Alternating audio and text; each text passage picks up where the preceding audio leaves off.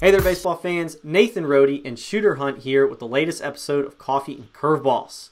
We're talking college recruiting, Shooter, and we did the SEC East already, so up next is the SEC West. Yeah, we keep rolling through the powerhouse SEC, and Rohde, each year they bring in a ton of talented players, and it's no different in 19. No, it certainly isn't. Let's start off with Alabama.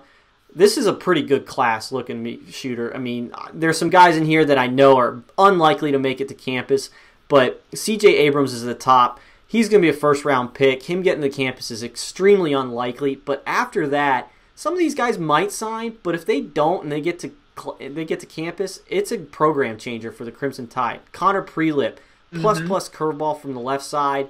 Miles Austin is a pretty projectable, athletic infielder, can kind of play all over the field. You can put him in the outfield maybe. Owen Diodati, I know you're a big fan of him. Oh, yeah, big dude out of Canada who's really done well this fall. Another draft potential guy. But Coach Bohannon came in late, got that Alabama job, and put together a really nice class in 19. Zane Denton out of Tennessee, switch hitting, just a big-time hitter. He's probably going to play a corner position, first base, left field, maybe a little third, but he can really swing it, middle-of-the-order type bat by the time things are said and done. One of my favorite players in this class, who's a little further down, Logan Keller, who was committed to Alabama with the old staff, carried over with the new one, and just continues to get better. Florida kid, probably plays third base, playing shortstop throughout his high school career, but real projectable, 6'3", 185. I mean, 6'3", 200, 3 or 4 hole by the time things are said and done. I don't put those out of the way. And then Blake Bennett, a left-hander out of Alabama, something to work with for the Crimson Tide where he can make those jumps while on campus, and another one to watch. But this Crimson Tide class, really nice. Moving up a little north of them, we got Arkansas. Some top pitching at the top of this class, Zach Morris and Blake Adams. We got to change at pitching coach there, isn't that right? Oh, yeah. Matt Hobbs, one of the best in the industry. Going to really like having Zach Morris and Blake Adams if they get to campus. Right. Morris, big left-hander who can really spin it, Rohde. Potential to be one of those weekend guys as a freshman, but as a junior, you're looking at a guy who could be a Friday night starter. But Rohde, the outfielder from Illinois that they got coming in and they want to get to campus, is a guy you really like. Yeah, Jason Hodges had a big fall, really putting the things together. Big tools from this kid. Strong. I mean, looks the part when he walks on campus.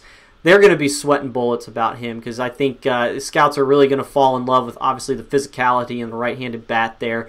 But we'll see. Crazier things have happened, as we've said so many times. And you're talking about Kason Todd, who's going to catch these big arms for him from Arkansas. Nathan Stevens, left-handed bat, who's going to hit in the middle of those orders. And then the guy I really like is Nolan Wassman out of Missouri. Just a winner. Going to find a way to get it done down there in Fayetteville. But good class again for the runner-ups last year. Back down to the state of Alabama, we got the Auburn Tigers. At the top, you're looking at Gunnar Henderson, shortstop. Probably moves to third base down the road. Left-handed bat. Draft implications for him, but I do also see a chance of him getting to campus. You got left-hander Hayden Mullins out of Tennessee, who's a big projectable lefty, high leg kick.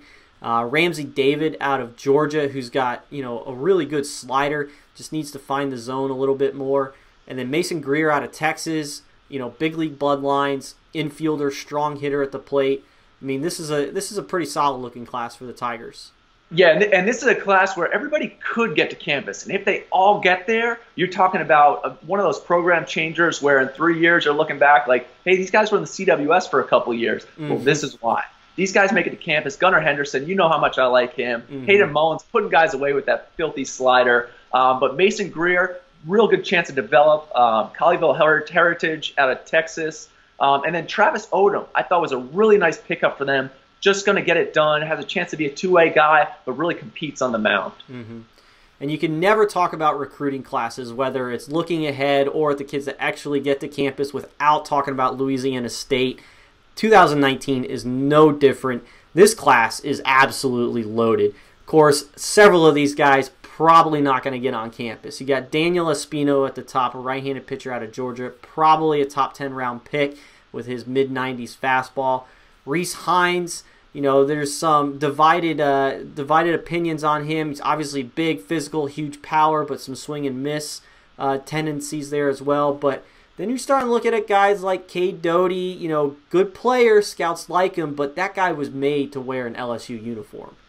Yeah, you know what? You go down this list, and it's the same as all LSU recruiting classes. You got the top guys who you may lose, but the ones towards the bottom, they're not bottom dwellers. Those are really good players. But I think the 3 guys that are really important for them to get, Cade Doty, infielder who's just a game changer. He gets out there and competes his butt off. And then 2 big Texas arms, Connor Phillips, Jimmy Lewis. You get those 2 guys, they're going to come in and challenge for weekend spots with some really good stuff. And then some Louisiana kids. Alex Milazzo can really defend behind the plate. He can start right away as a catcher.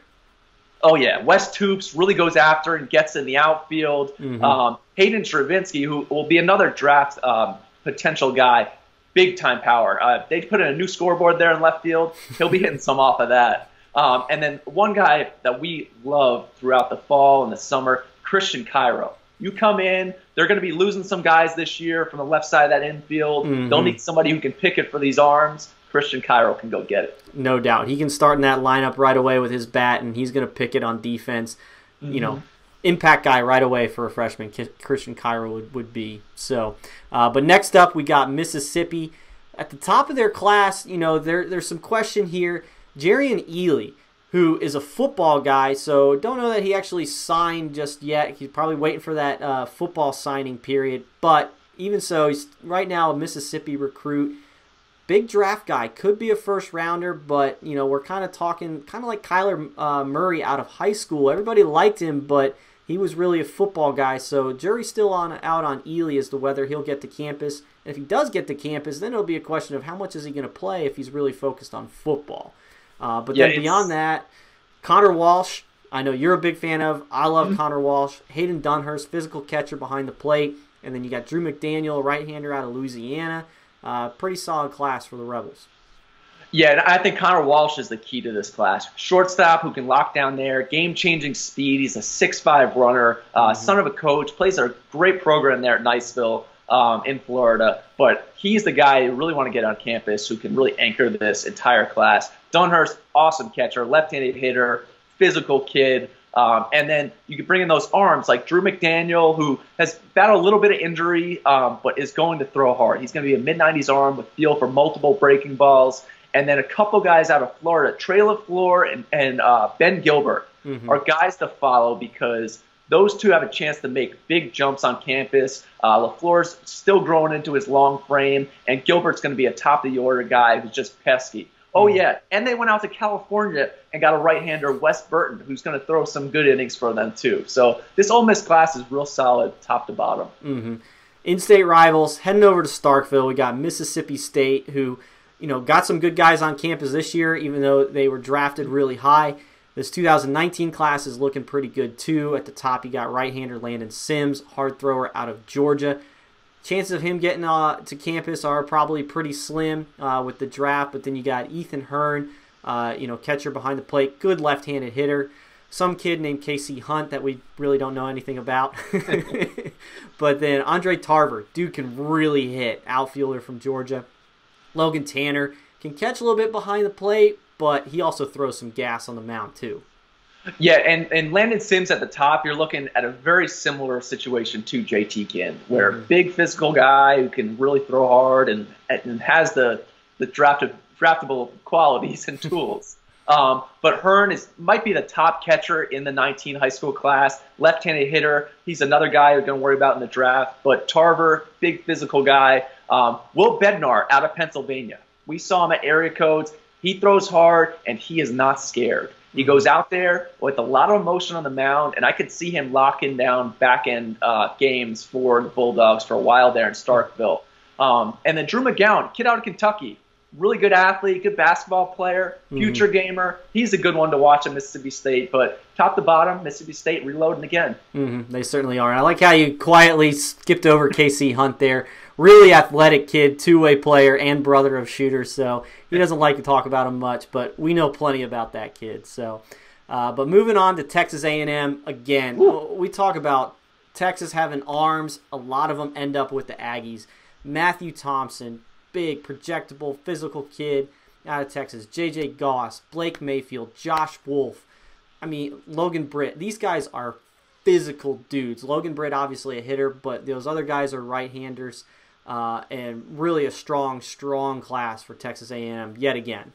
Yeah, putting together Texas A&M on our list here, I had to call Toby Bicknell, our PBR Texas scouting director, to say, have you looked at this class top to bottom? Because those arms at the top, they're going to be dealing with some draft talk quickly with Thompson, Goss, Mayfield, Wolf. All those guys are, I mean, I would assume their mid-90s are better in the spring with some really filthy secondary stuff. But if you get 2 or 3 of the 6 big arms that are coming for the Aggies, you're talking about these are really good guys.